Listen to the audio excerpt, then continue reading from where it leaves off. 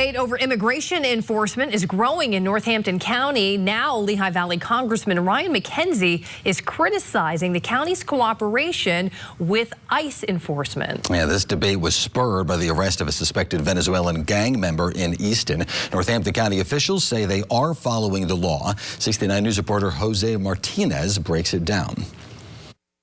A political battle is playing out in Northampton County over its cooperation with federal immigration authorities. Congressman Ryan Mackenzie took to the House floor last night criticizing the county's policies on cooperation with ICE after the arrest of a suspected gang member outside the county prison. Mackenzie says the county's current policy limits cooperation with ICE, making it harder for federal agents to detain individuals in the country illegally. He points to the case of Luis Gualdron-Gualdron, a suspected member of the Tren de Aragua gang who was arrested for indecent assault on a minor. Northampton County wouldn't fully cooperate with ICE, and so ICE actually found themselves in a position where they had to sit outside in Northampton County for a whole day, taking up time and resources. Mackenzie argues the county should hand over individuals facing deportation directly to ICE instead of forcing agents to wait outside. He says these policies put law enforcement and the public at risk. What this is really about is making sure that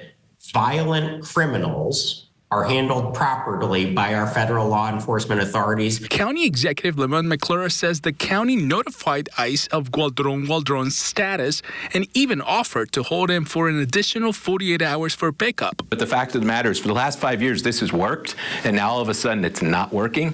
It doesn't make any sense. And you can see from our emails that we have been cooperating with ICE for the last 5 years, but we're saying, abide by the law, abide by the Constitution. McClure also claims ICE has repeatedly declined to pick up detainees in Northampton County, despite being notified. We detain on detainers sent to us by ICE over this period of time.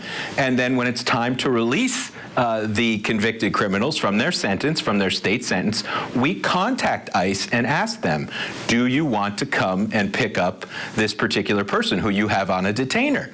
And more often than not, over the last 5 years, ICE has said no. While both sides agree undocumented immigrants convicted of crimes should be deported, the debate now centers on how and when that happens. Jose Martinez, 69 News.